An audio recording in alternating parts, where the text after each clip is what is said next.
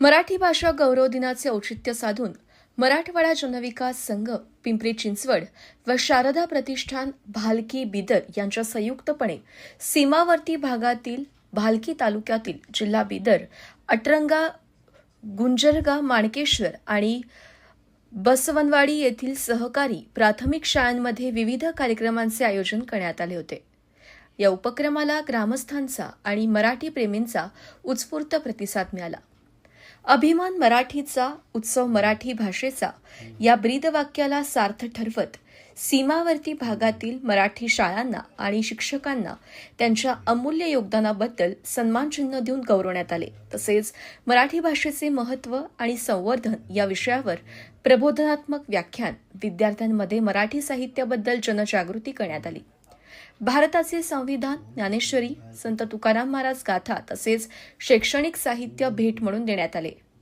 यावेळी मराठवाडा जनविकास संघाचे अध्यक्ष अरुण पवार, शारदा प्रतिष्ठानचे विश्वस्त डॉ. दिनकर मोरे, हवप बब्रुवाहन वाघ महाराज, सूर्यकांत कुरुलकर, दत्तात्रय धोंडगे, प्राध्यापक रत्नाकर खांडेकर, सुधाकर थिटे, किशोर अट्टेगेरकर, तुकाराम मोरे, हरिदेव रुद्रमणी, तुकाराम शेडोळे, अमृत अर्के आदी उपस्थित होते। याबाबत बोलताना मराठवाडा जनविकास संघाचे अध्यक्ष अरुण पवार म्हणाले की आपली मराठी आपली मायबोली आहे आणि ती साता समुद्रापार नेण्यासोबतच सीमावर्ती भागात जिवंत ठेवणे हे आपले कर्तव्य आहे। हा छोटासा प्रयत्न त्याच संकल्पाचा एक भाग आहे। सर्व माता भगिनींना, मुख्याध्यापकांना खूप खूप शुभेच्छा। तर मी एवढं सांगेन, आपण जरी छोटा असलो, लहान विद्यार्थी असलो, तर आपली भावना नेहमी आपण इतरांना मदत करता आली पाहिजे हे आपल्या मनामध्ये नेहमी पाहिजे। कारण स्वतःसाठी तर कोणी जीवन जगत असतं।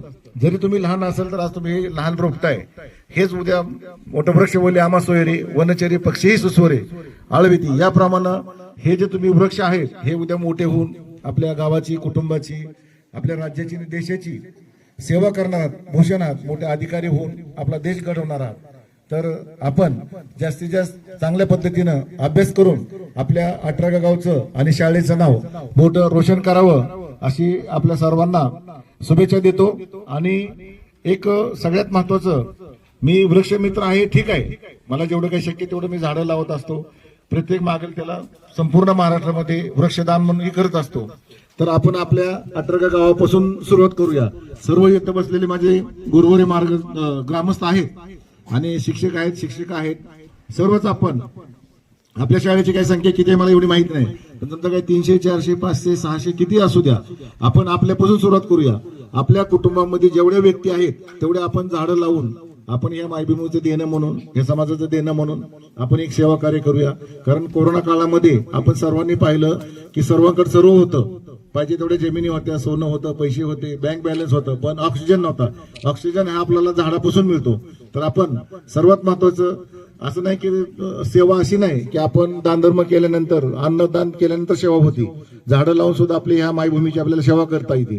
आणि ज्यांना ज्यांना काही अडचण असेल शाळेमध्ये शिक्षणाच्या बाबतीत, तर आम्ही स्टेजवरील बसलेलो मान्यवर आहोत, आम्हाला कधी या मुख्याध्यापकांच्या माध्यमातून संपर्क करा, आम्ही जेवढं शक्य आहे तेवढं सेवा करण्याचा प्रयत्न करूया।